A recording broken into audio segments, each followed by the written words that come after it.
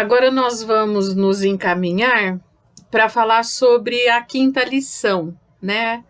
A última, né, que temos para ver dentro desse trabalho.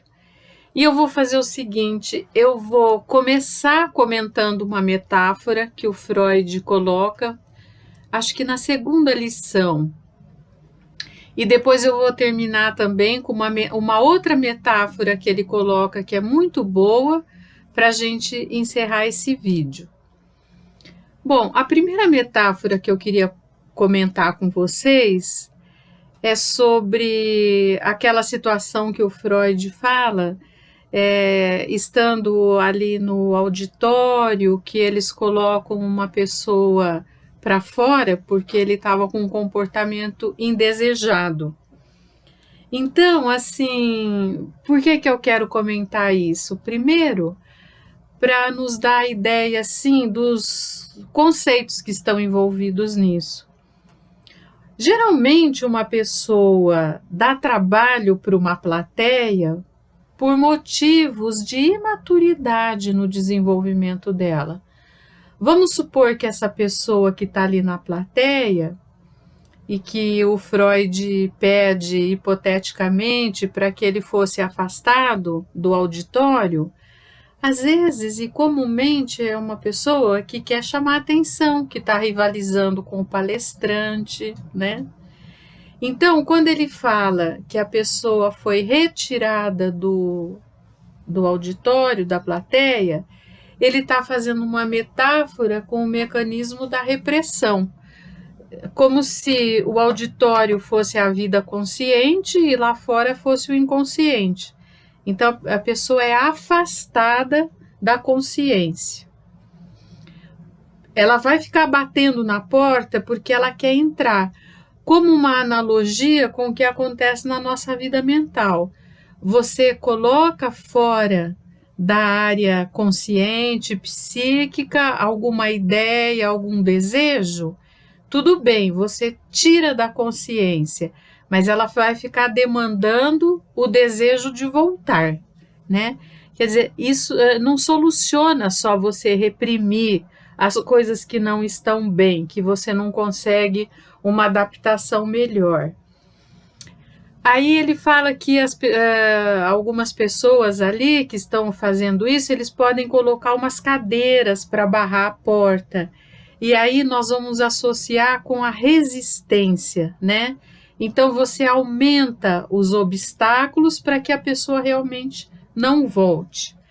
Aí ele escreve de um jeito assim simpático, se o doutor Stanley Hall se dispusesse então a conversar com essa pessoa, e a gente fala do papel do analista, né? Que você vai conversar e ver se faz algum arranjo para que essa pessoa possa voltar.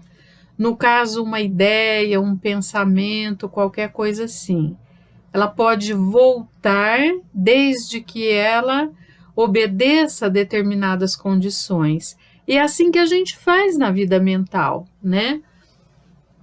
Você pode manter na consciência uma determinada ideia que você não gosta muito dela, que você tem angústia de perceber a consciência disso, tal, mas você vai aprendendo a maneira de lidar e uma maneira que você não gaste tanta energia e tenha novas ideias como que você vai tratar aquilo lá.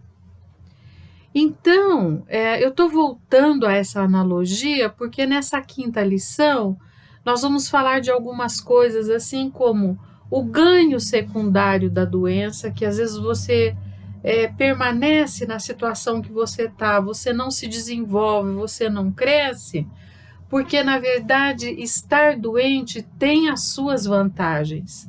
A começar que você tem menos responsabilidades, né? Uma pessoa que é dita e está colocada como alguém que sofre de transtornos mentais, essa pessoa fica com menos responsabilidades, né? E nós vamos falar sobre a questão da sublimação, que é um mecanismo de defesa descrito pelo Freud, mas que vale a pena a gente estudar, porque ele traz uma série de coisas muito úteis em termos de recurso para a vida mental. E eu queria que vocês observassem também que nesse volume que está publicado, As 5 Lições de Psicanálise, está também um trabalho importantíssimo do Freud, que é sobre o Leonardo da Vinci. E nessa análise que ele faz, não é análise de uma pessoa, análise de dados históricos, né, a respeito do Leonardo da Vinci. Ele fala do mecanismo da sublimação, né, que foi uma coisa que o Leonardo usou grandemente, sim. Leonardo, ele pintava principalmente mulheres, né, a Mona Lisa, a Madonna com o menino e tantos outros trabalhos que fazem parte do maior acervo que a humanidade tem. E tinha uma característica que todos os trabalhos dele eram inacabados, ele não terminava, diz que a própria Mona Lisa não é, né?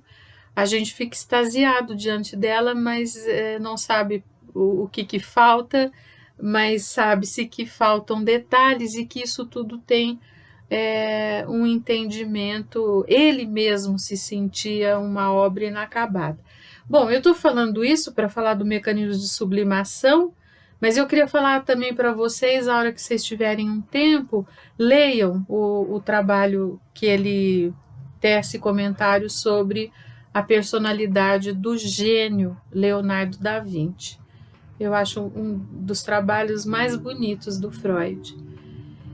Bem, outra coisa que contém também na 5ª lição é a questão da transferência, né?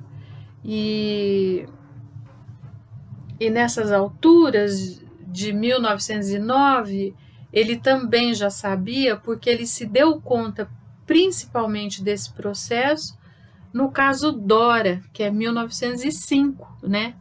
E ele só se deu conta porque ela interrompeu a análise, né? Quando ela foi embora, que ele pôde pensar que talvez tudo aquilo que ela tivesse trazendo de insatisfação com o pai, de não se sentir vista, de se sentir preterida, na verdade mesmo ela estava falando tudo aquilo para ele, né? Então eu queria destacar isso, que na 5ª lição tem a questão da fixação na própria doença, que a resistência que a pessoa põe à cura, né, tem uma questão de a pessoa permanecer infantilizada e não querer perder as coisas interessantes que até mesmo a doença pode trazer, né?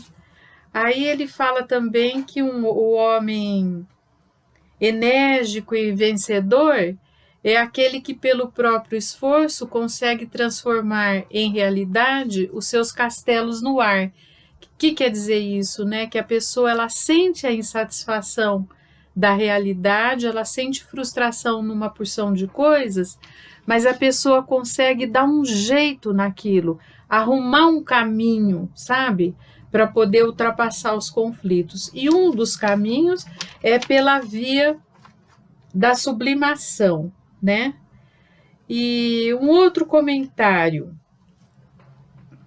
a questão da transferência, né, que vai aparecer, porque todas essas questões que a pessoa traz, de ficar um pouco aderida à doença, de ter que achar caminhos para sair daquilo, tal, ela vai encontrar uma possibilidade colocando as frustrações que ela tem da vida instintual na transferência. Por isso que a vida de um analista não é fácil, né? Porque nós trabalhamos numa temperatura muito alta do amor e do ódio. Cada paciente que você atende, ele vai trazer para você a parte amorosa frustrada e a parte violenta, né, de emoções que a pessoa precisa aprender a lidar com elas. E como que ele aprende? Vivendo isso de uma maneira viva na relação com você. Então, daí também a importância extrema da formação que uma pessoa necessita para atender, para poder entender essas altas temperaturas e fazer disso um bom caminho, um bom andamento, né? Depois tem uma coisa interessante que ele fala também sobre os opositores da psicanálise, e ele coloca 2 obstáculos que são importantes, né? Um deles é a falta de hábito que muitas pessoas têm de poder compreender o determinismo da vida mental, assim, o quão intenso é o determinismo inconsciente que rege a vida de uma pessoa. Às vezes a pessoa, tem gente que fala assim, isso não é doença não, isso aí é falta de vergonha, tal, né? Quer dizer, são análises que a pessoa faz, não compreendendo que às vezes o que tem ali presente são determinismos que nem a própria pessoa controla. E outra coisa também, muitas pessoas têm medo que um processo analítico faça mal para a pessoa, né? Vai começar a falar sobre isso, depois eu não sei se a pessoa dá conta, tal. E o que o Freud argumenta é que as questões que ficam no inconsciente, elas têm muito mais força, elas demandam muito mais do que quando passam à consciência e você pode entender. Às vezes, quando você entende uma ideia que no inconsciente estava demandando tanto, na consciência você desconstrói aquela força, né? E daí, finalmente, eu quero então falar sobre a outra metáfora, é que o Freud fala assim no final da 5ª lição, que não devemos esforçar-nos em desviar a totalidade da energia do instinto sexual da sua finalidade própria. Quer dizer que um quantum de vida sexual o adulto precisa ter. Não pode sublimar tudo, não pode colocar em outras questões tudo. Um pouco a pessoa precisa ter da satisfação sexual. E daí que ele conta, muito interessante, da família que possuía um cavalo e que esse cavalo tinha uma força de trabalho muito grande. Só que ele dava uma despesa mensal grande porque ele comia aveia e isso ficava muito caro, né? Então, o que eles fizeram? Eles foram todos os dias retirando um pouco da aveia que era dada para o cavalo. Todo dia tirava um pouco, todo dia tirava um pouco. Até que, quando faltava uma quantidade pequena para ele não comer mais aveia, ele estava contente porque ele trabalhava e não comia mais aveia, não dava despesa, o cavalo morreu, né? Então, é muito interessante essa história, porque um pouco de aveia todo mundo tem que ter, tá bom? Obrigada e um abraço.